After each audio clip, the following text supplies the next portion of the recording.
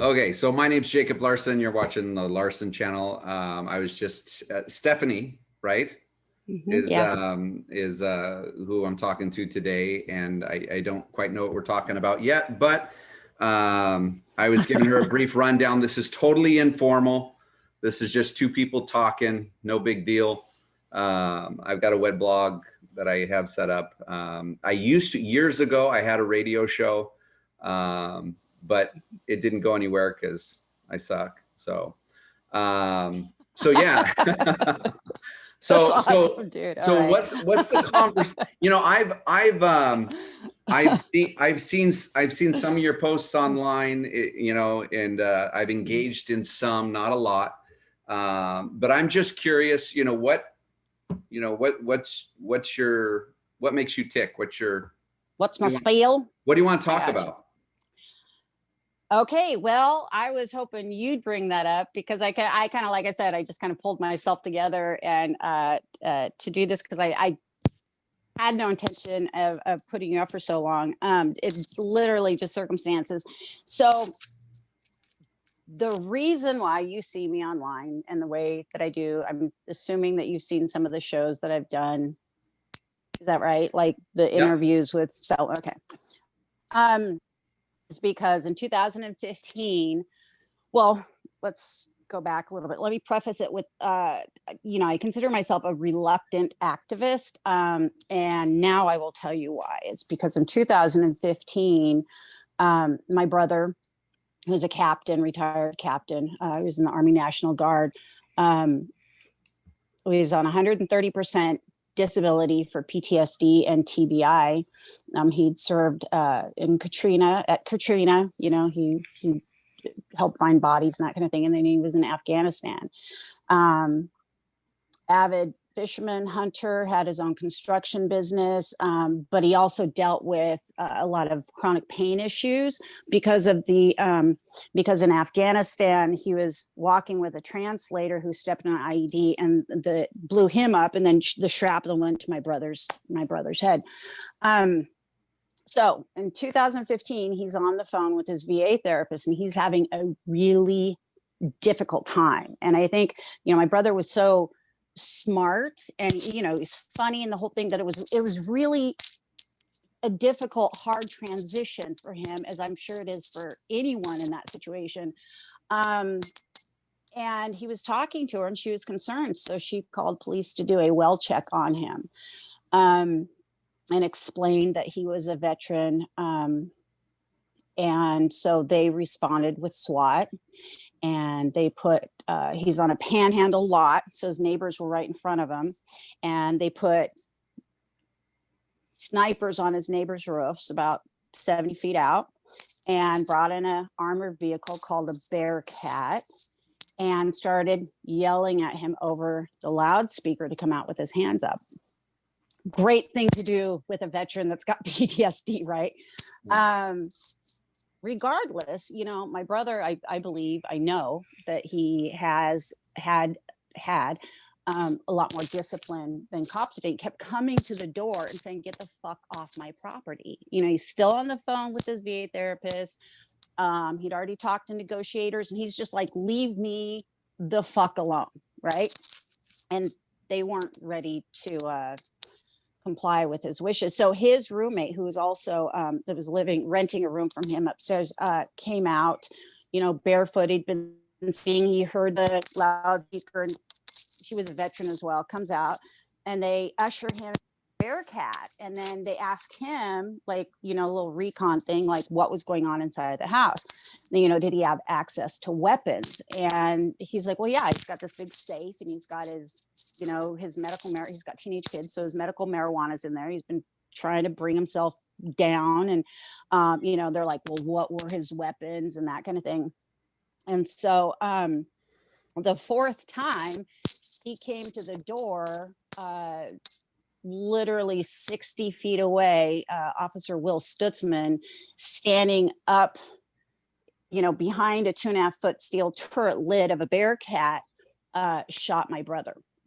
And that was literally 43 minutes after the initial phone call was made to do a well check. if you go back and you look online, you'll see this big black gun, right? Rifle. We're military family, hunters, the whole thing. When I saw it, I was like, it didn't make sense to me, you know, because I want to follow evidence. I want to see what's going on, how it happened, because nothing really felt right to me. So I actually asked an officer and I said, how, knowing that, you know, my brother was shot here and it went through the, you know, the base of his skull and he dropped back, and I was like the only one in the family that could witness or watch, go over all the evidence, much less get it, which was a huge issue in and of itself. But the cop told me, he said, oh, well, just as nonchalant as the day is long, said, we had to set it there to get a good photo of the strap on the gun. And I was like, wait, you set it there for an evidence photo? Are you fucking kidding me right now? So that's when I really, that's when I was like, oh, this is bullshit. I already knew it was bullshit. So I started going on, I got a hold of, in contact with, you know, the local TV stations and everything else. And people were already in shock. I mean, come on, man, this is like a middle-aged guy who's a veteran, you know, killed in his own home. And so I go on and I start pushing the DA, pushing the police auditor, you know, just pushing, and I get the evidence, and all auditory and visual recording devices had malfunctioned 4 minutes before to 6 minutes after my brother was killed. And well, the recording devices stopped functioning 6 correct. minutes before he was killed. 4 and 2 6 minutes after. Okay. So the other thing that the cop said, and we went to trial, you know, in February, late February of 2020, you know, 5 years later of dealing with this stuff. And but one of the initial things they said is that they hadn't surrounded him. Well, here's the thing, is the neighbors knew my brother, and they were so appalled, they were so horrified by what was going on. And the cops are saying, get in your house, he's in danger. This, I mean, it just, nothing made sense. So some of the neighbors took pictures, and I went around and talked to him, and they were able to give me text messages, pictures, everything else. And they keep, you know, a few of them said, we keep trying to get a hold of contact with the police and they won't talk to us. So at that point, I went over the, you know, every single thing down the road as it came, whether it was the justification of my brother, like even knowing where my brother's body was a struggle to find out. I mean, it was just a struggle. You know, there's that, you know, my dad, you know, whom I assumed would have stepped in, and my sister's a flight nurse. I'm the youngest, and I just kind of walked into this thing because nobody else knew what to do. They just were in shock. I mean, nobody expected this. My aunt, we were at the barn, we have horses, and my aunt had called me and said, I'm over at Brian's house and they won't let me approach. And so I was the first one in the family besides my aunt, because she had heard it from our neighbor who had called her, you know, or from my brother's neighbor. And so when I did talk to the neighbors and stuff like that and saw the pictures, it was very clear that not only did they have his house surrounded, but they had gone through his back door. So that 6 minutes, I believe, is when they knew exactly which gun to pick up. And if you listen to the rest of the tapes, you know, I mean, like I said, if you're military or anything else, you know the pauses when they're doing, like, you know, hand signals, because they're all within sight of each other, and then first witness accounts from the neighbors, and then you know, just the communication they had. And the bottom line was Will Stutzman, the guy who shot him, that was he had just been trained in SWAT, and he was back at it was in the evening, a Monday evening, March 30th, and he was doing his paperwork when they get this call over the phone that we've got this veteran, and, you know, he's crazy and he's going to shoot himself, and he's, you know, all this stuff. And so he thought, he took the opportunity to utilize his newfound skills and, you know, load up and join the SWAT team. So that's what he did. I I figured between the snipers and the lasers, I think he got buck fever. And because he didn't even know that he'd shot his own gun. It was the only shot that was that went that day. And he literally had no idea that he'd shot his own gun at that point. So, The you know, police then you're officer, dealing, the police officer didn't yeah, know? Okay. didn't know. Said, was that me? Was that me? And then there was no chain of command. There was nobody stepping. It was just a clusterfuck, to be honest. And I really don't think that they had any proclivity toward being accountable on any level. And, you know, I used that to my advantage and I just went for it. So, yeah, the DA actually stepped down from office 2 months after my brother was killed. The chief of police, DA Alex Gardner, the chief of police, Pete Kearns, announced his retirement within a year. You know, there's just so much to this story. It's a little mind-boggling. So he was shot on a Monday evening, and you know, Tuesday, when my family just, my dad's part of the community. We've been here since before Oregon was a state. You know, my great grandfather helped settle this valley and that kind of thing. And you know, I had to call the police and say, you know, well, you just shot my brother. His name's, you know, is Brian Babb, and you know, what would you? Where is his body now? You know, the videos to watch are horrific. I mean, they have people walking in and out of there, you know, shuffling through his pockets, pushing. They never covered him or anything for over 6 hours. The next day, my sister had gone in there. She's, like I said, she's a retired flight nurse. She works at the VA now, and went in there and had cleaned up where he had been shot. And he had this little dog, and the dog had walked through the puddle of blood and left, you know, tracks all around the house. And so my sister sits down at his desk, and you know, what do you do when somebody dies like that, man? I mean, it's just so overwhelming, because it's not just like somebody's been in a car wreck. It's not like it's not a sickness, it's not an illness, it's nothing like that. It's like this, you're inundated with the fact that you're dealing with this shocking death. And then when anybody hears about it, which was all over the news, is you immediately are on the defense, because what would somebody have to do to get shot by a police officer? You know, there's this immediate criminality, association of criminality. And I think that's why white families have such a difficult time stepping forward and, you know, acknowledging and getting active in police reform, is because they do associate with white fragility. And that's not a judgment. It's not a fragility necessarily. It's just it's a social construct. Okay. Whereas the Black families that I've dealt with that have had the same things, they've been oppressed for so long. They're like, if a cop shoots one of their own, they're just like, oh yeah, it's a cop's fucking fault. You know, this person didn't do anything to deserve that. And that in and of itself is kind of a freedom on that level.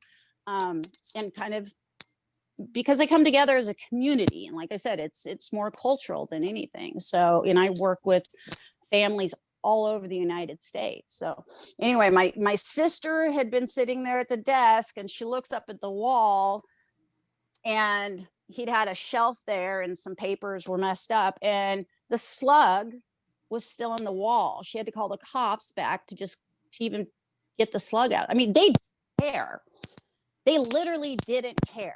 So you do what's called, at least here, an IDFIT, Internal Deadly Force Investigative Team review. So you have all the different counties, you have all the different departments come in, and they're so, you know, I read over everything, and I you know, I talked to the neighbors, and they're like, oh, neighbors, this neighbor didn't say anything, this neighbor didn't say anything. Well, they knew our family, and they knew my brother, and they're like, we kept calling, we kept trying to tell them what we saw was this, but they just didn't want to hear it, man. So, you know, that's when that was just like a real eye-opening, you know, not you know, I had an idea that, you know, cops could be corrupt, but I live in Eugene, Oregon. We're a college town, you know, we're 98.6% white nation, and we consider ourselves actually pretty diverse in regards to our politics and everything else. And you know, it wasn't until that point that I was like, this is really bad.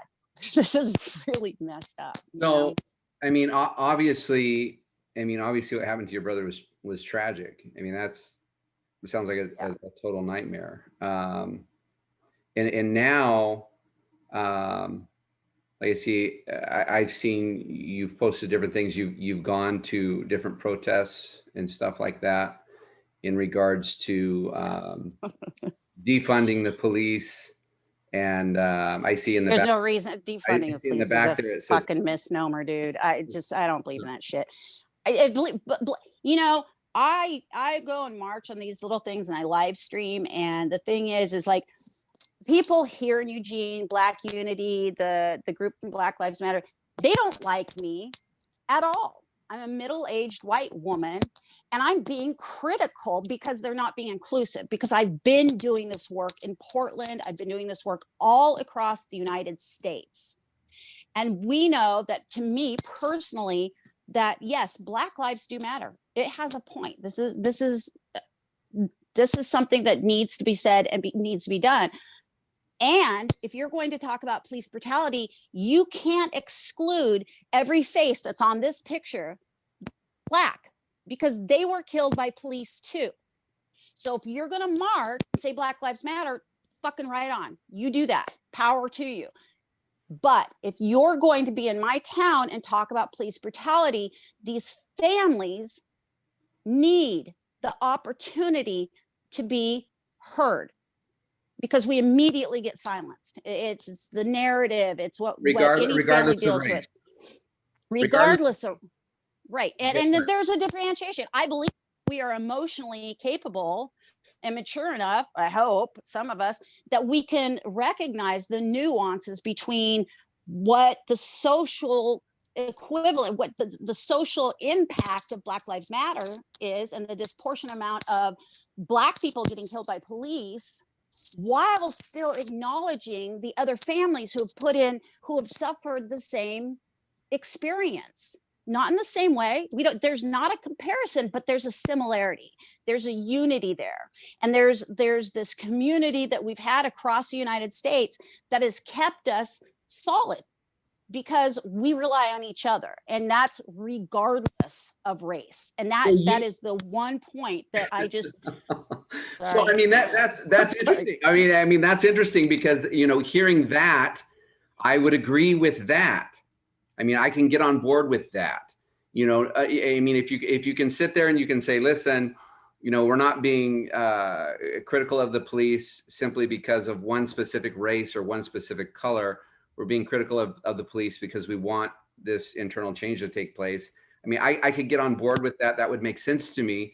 That does not come across as a, you know, defund the police. Dude, that's retarded. That's fucking retarded. I'm sorry. It's like, I'm 51 years old, man. You know, I come from a military family. This is like defund the police. Okay, yes. Do they get an enormous amount of money and everything else? Yes, but like saying abolish police or defund, those are just trigger words. Those are, to me, when I hear it, I hear young people not understanding how the system works. Right. Okay. Right. And that's why when I go to these marches and I live stream, and I was assaulted 3 times, one time, which I got fucking really nailed with my arms held behind my back. If you're in the kitchen. That's right. Oh yeah. No, totally. Oh, I know. I know.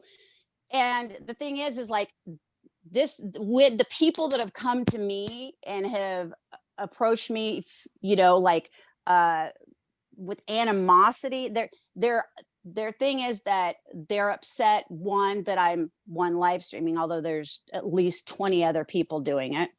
But mostly it's because I look I'm a middle-aged white woman, right? And these are white people doing this. This is not black people. This is not BIPOC, you know, black, indigenous people of color. They don't do that, Right. right? These are white people taking on, you know, almost kind of hijacking this call. You know, this isn't what, you know, when they're talking about unity, and I hear these young organizers of these marches, and they are black, they are people of color. Dude, I am so moved by what they're doing and what they've been able to accomplish in such a short period of time. In a non-violent way, though. In a non-violent way. Exactly. And it's to me, that is so powerful and beautiful. And I want to support that with everything. And then when I go down there, it's not, they call them like, there's a group here, Black Unity. It's the Black Unity Security, which, you know, they're not condoning this. So you're not condoning or supporting or advocating for riots, violence, burning thing, nothing like that. Okay, I'm gonna be honest. You know, in every revolution, everything else, shit happens. But personally, I pay fucking taxes. So when you start taking, you know, light the fucking dumpster on fire. Okay, I get it. There's, you know, make a visual, make a point. People are angry. But when people start taking advantage of the situation, like the first night on May 29th, when I went downtown Eugene, people need to be heard. And sometimes they're not going to get heard unless they make a ruckus, unless they make themselves heard. But, and, you know, I know that there's like a lot more, you know, more hardcore activists who totally disagree with me. But when I'm seeing personal businesses being broke into just out of sheer opportunity, that's bullshit. That's bullshit. Okay. You can, you know, do the tactics. I fighting back. I believe in making yourself them known. And I think that that's amazing. And like you said, you know, but they're not gratuitously going out to utilize the situation for their own benefit, you know, on an individual basis. The people who are organizing, at least here in Eugene, and what I've seen in Portland, the marches, damn it, good. They're good people. And they're like, you know, don't do this. We can pull this together. We just need to do this together. And I've seen more positive, you know, just the things that they've been able to do in the last 6 months. So why can't anything? I mean, you don't sound like a liberal wacko. I mean, you know, if I mean, no. I'm hard middle, dude. I gotta be honest. I mean, obviously sometimes, you know, and I think sometimes, like you said, when you're approached by people on the street, they don't like you, that sort of thing. I think they kind of misjudge you, or they kind of yeah, right. Well, and that's it. I got called like that one night that I was kind of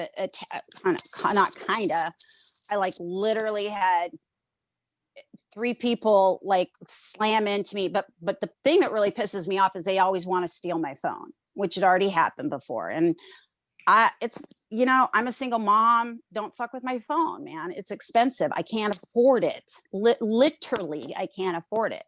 And it's just not okay. You know, like there's no conversation there. There's no, they don't, you know, and here's the thing though, is a lot of these people, you know, I've been in the newspaper around here tons, like my brother's case was here in February, you know, and then COVID, and then George Floyd was killed. And I went to the big first, you know, we had the riots the night before, and then we had this huge Black Lives Matter march. And I was like, that was the first hope that I felt in 5 years, that something could and would be done about the injustice that, you know, police departments are doing. I don't think people really understand. And that was my platform with my brother, you know, and I worked on Bryansville, was like, if my middle-aged white veteran brother can be killed in his own home and they didn't give a goddamn second thought, then people, minorities, have fucking targets on their back, you know? Okay, so a couple things. Number one, you do realize and recognize that the situation with your brother, albeit unjust, is not necessarily the same thing that goes on with every police shooting. Okay. First and foremost. Absolutely. You I do know can't that. take a, you can't take a, Right. you know, a paintbrush and paint with a broad brush and go, okay, this happened to my A- brother. a- So clearly every Right. other shot, this must be what's taking place. And then the other thing is, in terms of, you know, the situations with minorities, you know, I understand that, you know, from an outside perspective, you know, looking in at some of these different shootings and stuff like that have gone on, you know, crime rates and stuff are higher in those areas, and you know, police forces, that's their job to shut that stuff down. And I don't, my biggest argument when it comes to that, because a lot of people, they automatically equate it to race. They bring Right. it right to race. And my biggest argument to that isn't necessarily race related. I think it has more to do with our past history of race Yeah.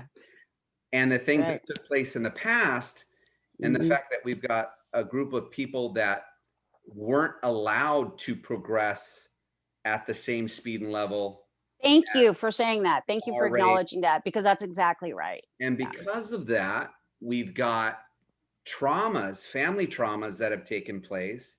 We've got a dismantling of the family unit, Generational. Yeah. generational stuff. Generational trauma. So even, yeah, so even though, I mean, even though we've got the results of stuff going on now, the cause happened a long time ago. Right. And And that's why it's so important that we are doing something about it now.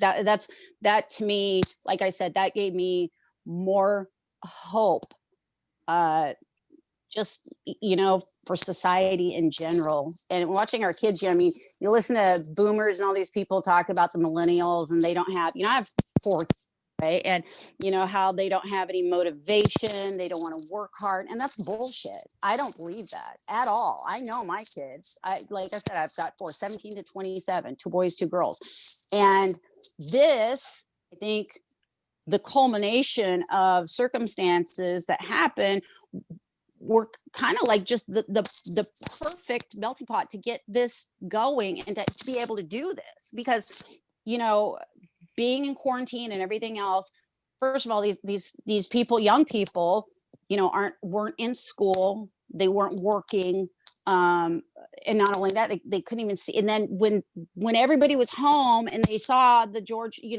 Floyd or Perry get killed, I think it was like all their frustration and everything that's been built up, like getting their degrees and everything else, and you know, having to go work at minimum wage jobs. I mean, that's a reality.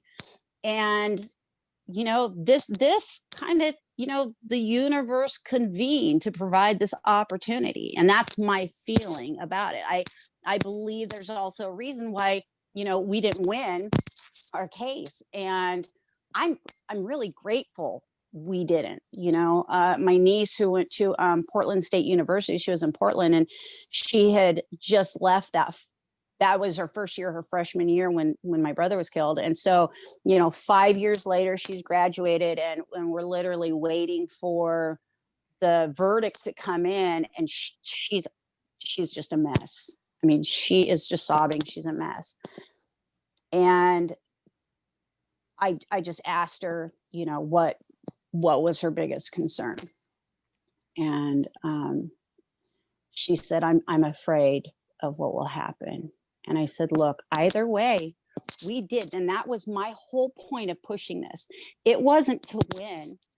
This was for my family. This was a fight for my family. So, you know, when my dad didn't want to hold a memorial because he was embarrassed, that I can prove that my brother didn't do anything wrong. When I came up with Brian's bill for people with mental health issues, that's to prove that he didn't deserve to goddamn well die in that circumstance. So, but the biggest moment was when my niece said, she said, I'm afraid we're going to win. And she said, because if we do, the other families still don't have a chance. so, Yeah. yeah, I mean, So all the families that don't get hurt, you know, that was so powerful to me. And to me, that was more meaningful than if we had won And, anyway, that's how I feel. Yeah, I mean, the mental health thing is a big deal, and I think that we suffer a lot from that. I mean, in our communities, our state. I mean, I think it's one of those areas that is there's not enough attention, not enough resources put towards it. Um, Right. And that's where they're talking about. Everybody has trauma. You know what I mean? I mean, we've got trauma that we're struggling with and we're going through, and a lot of times that turns into these situations that we're seeing on the screen where there's a shooting. My biggest argument, or my biggest opposition to a lot of stuff that I've been seeing, number one, is the knee-jerk reaction to blame police, because once again, it's like, you're not in that situation, you don't know what's going down. Those people want to get home to their families too. But on the other hand, well, let's be clear, when everybody's like protesting like this, they get so much overtime. Hey, we're putting their kids through college, at least in Eugene, when they have so much overtime. So, I mean, at least not. And I say that loosely because in Eugene, it's a little different from what they've had to deal with. And in like Portland's a completely different situation, I feel. So, well, and the other thing I was going to say is in regards to that is,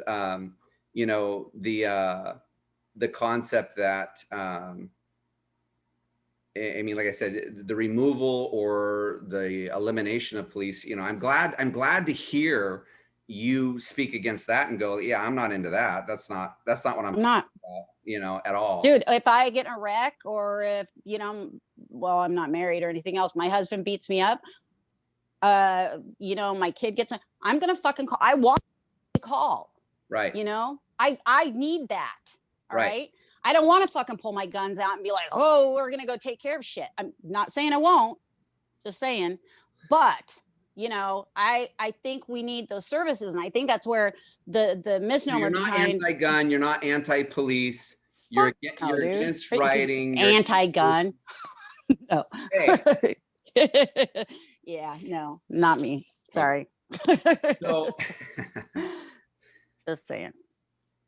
Right. I am middle. I'm hard middle. Dude. I think I feel like I represent the majority of people out there who have not had an opportunity to really speak what they feel. And that's what I feel my job has been, because when this all started, we were inundated with this like cancellation culture. If you said all lives matter, you were like blasted on Facebook. Well, my cousin doesn't get internet very well because she lives in the country. All right. Yeah.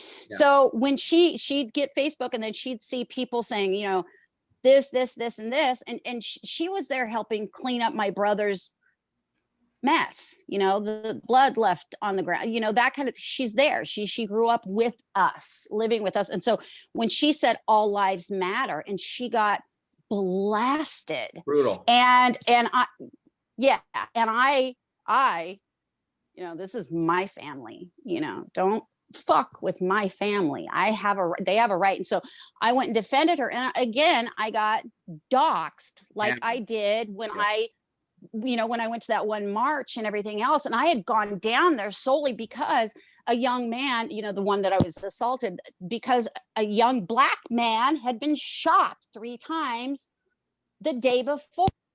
Yeah, because the 1-year anniversary. The argument is not definitive towards a specific race. I mean, police brutality happens. So you would think in this one circumstances, both races would unite and be like, yeah, we're combating police brutality. Not both, all of them. Like, right. Look, see all these guys, we've got all of them. We've got, and that's what's been the power behind what I call the police brutality community all across the United States. The people that I work with, okay, the people that I know, okay, the podcast I've done, all that stuff. I mean, Detroit, New Orleans, Sacramento, Washington, North Carolina. I mean, Idaho, Wyoming. I mean, I could go on. And these guys are just from the Pacific Northwest. This is like from around Portland, I think. A couple of people are from Washington. And, you listen to their stories and then they're very similar, but here's one of the points that I like to make is that if I can't Yeah, and I put myself on, you're right, if you get in the kitchen, and I do that on purpose because I feel like it is my job to translate a lot of this information to people who wouldn't necessarily If you understand. go to a rock concert, if you go to a rock concert and you're surrounded by a ton of people, a mosh pit could happen. A fight could break out. Absolutely. Well, I used to be a little bit of a punk back in the day, so I I get it, mean, right? so I got this. when I hear people go to riots or not go to protests that turn into riots, and they say, "Oh, my baby got hurt," I'm like, "What was your baby But doing?" let's make this really clear though. We were in no way, shape, or form a riot. There was no riot. This was a group. At least the last time I got assaulted was a group of about maybe 200 people. Is very well organized. They're a following group. They have the people on the sides. No, I was singled out and attacked by 3 people and then rushed by another group of people. Well, because you're And holding then, your camera and you're right, because I'm talking in the camera, and I think they just like tuned into my live stream, and I was live. I'd kind of quit going. Like I said, I'm 51, whatever. And so I had been talking, but also I'm angry. I'm hurt because Laborio Rodriguez, who is like this, they call him the homeless guy. He wasn't, he's got 5 kids, but the police had shot him 1 year before to the day that this other kid had got shot in here in Eugene, which is what they were marching for. So I know Eli's family, and they're good people, and he's got good kids, and he's got a good community. And the police had he had been picking up cans like in a neighborhood that they said they would always stop somebody if he didn't look like he belonged. Let's see, where's Eli? Oh, here, let me see. Okay, can you see Eli right there?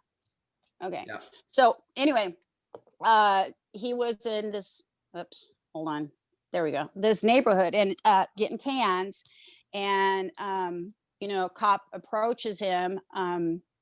I don't know the details or anything else, but it was messed up. I mean, he wasn't armed, he wasn't anything. It was just late, and he wasn't in a neighborhood that he looked like he belonged in, and he was just going along with the can, the recycles, right. along the road. It shouldn't be a death sentence. Anyway, so that was my point. And I was advocating for the family because I know his wife, of 20 years, was hurt. It's COVID. She can't get a memorial together. We call them angelversaries. So yeah, when I went down there, and I was, I stay kind of on the peripheral. I know, because I have a different view of stuff. Right. I've been Well, I was doing going this to for say, a long time. it sounds like it based on, what I've been seeing and what I've been hearing. I mean, you don't seem to fit into the box that I do not. A lot of people are. And I'm aware of that. So how many, just out of curiosity, how many local officers have you done voluntary ride-alongs with? Oh, I won't. I will never do that. What do you mean you won't? Why wouldn't you do that? It is an primarily because no, hear me out. So my aunt used to help train SWAT. She was a spokesperson for Smith and Wesson, and she was a sharpshooter who taught gun safety courses specifically and primarily to women. But she worked with the police in this area. The police have a history regarding activists in regards to like the 90s and the environmentalists here in Eugene, when all that stuff started, like ELF, the Earth Liberation Front, all the stuff. And so at that point, all police have police brutality insurance, right? And they kind of streamline you through if you've been a victim of police brutality. It's just this whole thing that they've got going on. But Eugene, Oregon has private, because they're so harsh. They've been sued so many times. They have private police brutality insurance for up to 10 million. So a normal payout's about 140 grand to a family. And they had to take it even further than that. So when I hear an audio of Officer Judd Warden walking up to my brother's house, looking at the neighbors, and under his breath saying those fucking white trash pieces of shit. And I'm sitting there I know what these people, I know what they're about. I'm not getting in a car with them. I have a friend, and this isn't pejorative politics. Sorry. So I mean, I don't know what that. Oh, I forgot to turn off my notifications. I'm so sorry. You're all right. Okay. So once again, not to push you a little bit here, but it's like, how do you really know? Because for instance, I didn't know you from Adam based on my perception of you was based on the things that you post and some of the things that I saw, and and I in my head, whether I wanted to or not, I had I can't wait. Okay. I had formulated an opinion where this conversation right here changed my perspective of you, to the point where if somebody were to say, yeah, Stephanie Babb, she's a liberal wacko, I'd be like, nah, maybe not so much. Maybe not like you're thinking, because, she actually has thought things through a little bit more in detail than I guessed or imagined. So my question is, why wouldn't you see what they go through on a day-to-day basis, volunteer, do a ride along, sit in their cab, and listen and I hear you. That conversation. Right. Okay, so I do hear what you're saying. I mean, and I believe that what you're saying. What if this Judd guy or whatever? What if he is actually a nice guy? I mean, what if? How do you know? Okay, because one of the things so to be clear, I would not feel comfortable doing a ride along. I don't think that the value of me riding in a police car on a particular shift at any given time would have much value for me personally. And it might, in fact, trigger a lot of negative emotions I have regarding what I've been through with my brother, first of all. Second of all, I don't believe that all police are bad. I don't. That's why I was just going to ask, the majority of activists don't like me. They don't fucking like me because I tell my truth. This is my truth. Okay. I don't like when people don't tell the truth. And so if they're going to hold that thin blue line, I come from a very conservative family, but if that thin blue line permeates the truth, then I have an issue with it. Then it's no longer necessary, and it no longer it holds its purpose for our justice system in America today. Right. So doesn't that feeling that you say you feel, those emotions that they bring up, don't you think that points to your bias a little bit? Okay. Well, yeah, no, I'm not going to say I don't have a bias. I do. I do. I had that experience, but I want to also say, let me qualify this though, is that for years I was in social work. All right. I worked with kids. I worked with young adults.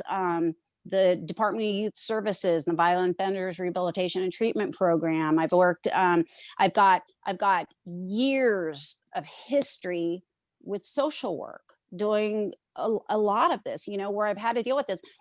I am the one, this is why I came up with Brian's bill. And this was my idea. And this is Wyden and Merkley stole half my bill and released it as an initiative for the suicide hotline bill, which is a ridiculous name, the second day into my brother's trial. But my idea was, people are talking about defunding and everything else. And oh my God, I don't even want, that's so bad. Okay. My idea with Brian's bill is that we take a separate task force with a separate call center. And it was specifically designed for veterans at the time, until I started getting we're learning a lot more about how many of the calls that people are getting killed on are it has to do with mental health calls. And that mental health is a big deal. It's correct. A big deal. And so the thing is that if there's any idea or feeling that this person may have a weapon, then the police have to come in. And it doesn't matter where you're at, how you are. So my idea was that and I called it Bryansville, that we have a task force, through the VA with trained mental health professionals, with a retired veteran who knows how to deal with somebody, because some of these cases, like John Ellifritz had a steak knife to his own neck and he's like running away. And, they had the dogs and 8 cops and he's in the corner, like he can't, and they shot him. So, it's just, and he was having a mental health crisis. That's what he was doing. That's what was happening. So, anyway, but separate that thing and take that away, because I believe police, we have put so much on police as just a blanket. They deal with, okay, let me step back really quick. Yeah, so in the their 80s, job is to stop whatever's going on. Right. So, but here's the thing, right? In the 80s, more police were killed on domestic violence calls than all other calls combined. So they came up with this specialized DV task force, right? Where they took these particular teams and they trained these guys, and then they put in these policies and laws that were like, okay, if one person has, a spot of blood or anything else, like, whether both go to jail, it's not a decision. It became really kind of like, we have to do this and this is what we do, and they came in and they dealt with it in a really different way. And it really helped. It really does help. It did help. And so that was really based on that kind of task force, a separate task force. The reason I wanted to take 911 out of it is because 911 operators, man, I mean, think of their job. Like I went through the whole, I went through the first interview phase, got to walk through the office and everything else. And I mean, I already knew this before because I talked to people that had done this, but when they had done the transfer call with my brother, and it was, like I said, it was in the evening time. So it was a shift transfer, and the information, I mean, they're so inundated with so much. Right. And for me personally, instead of blaming people and saying you're not doing a good enough job, I've always said we need to do better. We need to do better by police. They need to be more educated. They need to be more trained. We need to not expect so much of them, and in turn get really clear about what those expectations are, right? Because right now, really, they're working with even the equipment, the 1033 grant programs. I mean, they're getting military grade equipment that they're not even trained to use. I mean, and I have done, as far as the individual cops around here and everything else, I have done extensive background research, just following through. And when, if there's a cop and they get a disciplinary action or anything else, every 2 years, that's expunged from their record. Or if there's a bigger problem, they get transferred, laterally in the departments, or go to another county. We've got an issue. There's no accountability. There's no long-term accountability. I'm saying that, if there's a shooting, I don't think it's unreasonable to ask that a cop gets a UA and that they are interviewed within the first 12 hours or so. Okay. At this point, they don't get any of that. They get the first, at least in Lane County, 3 days off. And then they're interviewed. There's so much lost in that moment that we could have found out. But how many officers have you actually had a one-on-one conversation with? Oh, I've talked to a lot of officers. My family has. I've got your family.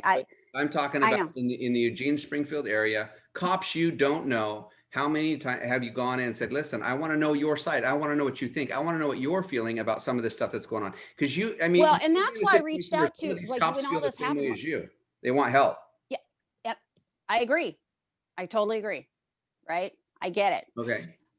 Working with the police auditor, Mark Gisner, when my brother was killed, talking to the chief of police, Pete Currens, Sergeant Matt Llewellyn, who was he signed as my personal liaison, that kind of thing.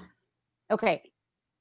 I don't have an interest to do that right now. Okay. What I wanted to do, and I said that before, I know. what I a had little bit. talked about doing before Yeah. and after my brother's trial, and well, I had to wait until my brother's trial. So, and then all this stuff happened was honestly, you know, and I've talked to NAMI, the National Association of Mental Illness, you know, a lot of people who have done this all over, who aren't part of the police brutality community, who have gone in and done trainings with police about de-escalation and that kind of thing. And that was kind of the tact I wanted to take on a personal level. Okay.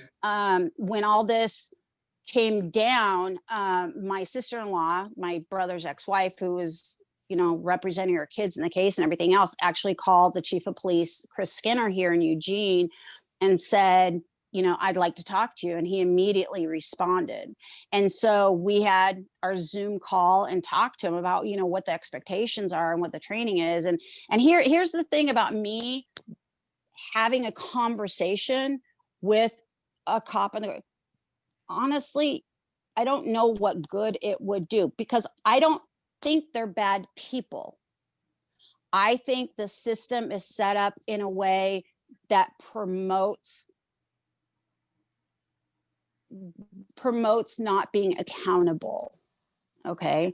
I don't think that they're going into the situation. I don't think they're going into the situation. I think the Bryan bill you mentioned, in terms of having a separate unit that is designed for mental health, I think that would be great, man. I would love to see more mental health more resources put towards mental health. I think that'd be great, because a lot of the crimes and stuff that you see, like I said, they're based on they're trauma-based stuff or economic-based stuff, and a lot of that stuff it can be. Yeah, well, that's it. There are programs, and that's why it pisses me off so bad when people are talking about fucking defunding. Okay. Right. And they're like, oh, defund towards this. Well, you know, they talk about cahoots here in Eugene all the time. And now all these, it's the fucking catchphrase all across the United States whenever there's a police brutality case. Well, let me tell you, I know the people that work for cahoots. I know all about cahoots. All right. It's a wonderful, awesome service. However, they don't have the infrastructure to deal with these kinds of things. You have to call 911 first.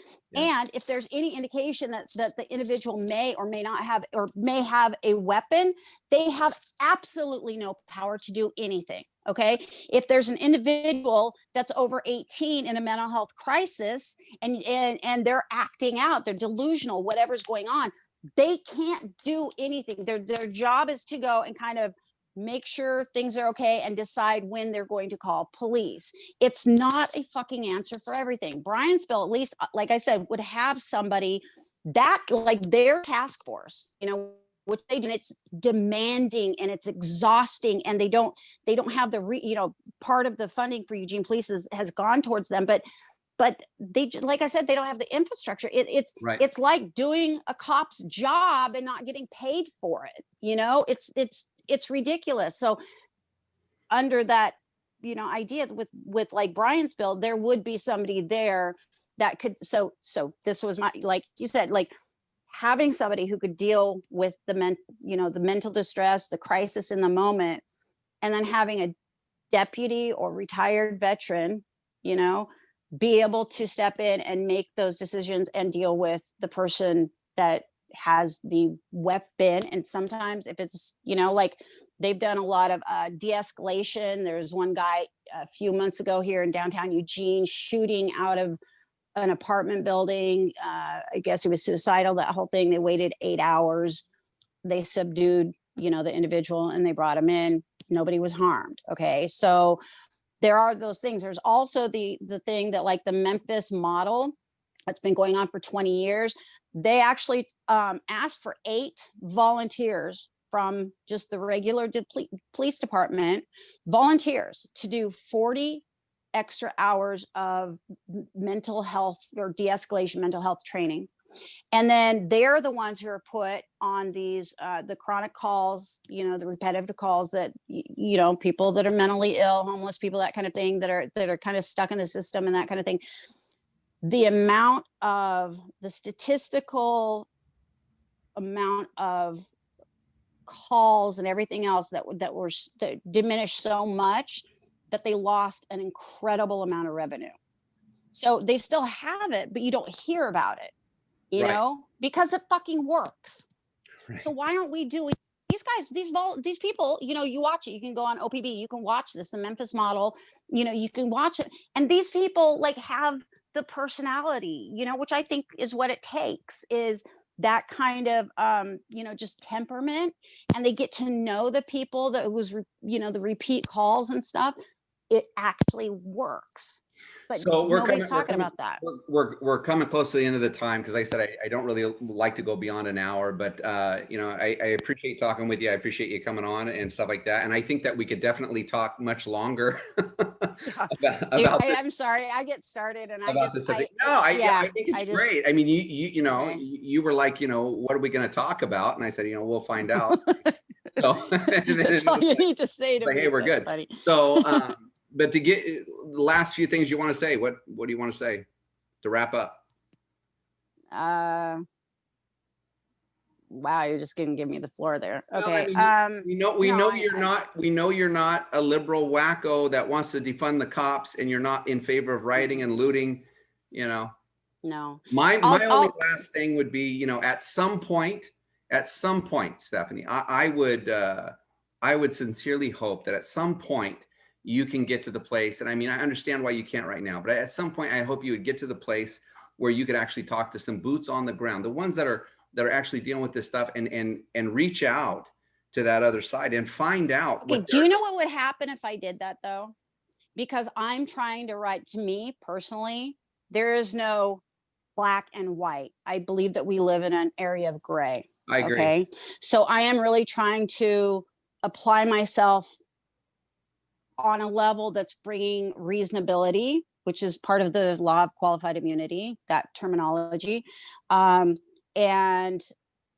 integrity and groundedness and reality to what the true situation is. And especially if you've done the research and find out the background or why we do things and what's really happening. Like, you know, the unsanctioned training of cops by Lieutenant Grossman, you know, that people don't know about because it's not put in the records. Nobody hears about that, and killology and all that stuff. But the bottom line is if I'm seen, you know, I want to be heard by both sides.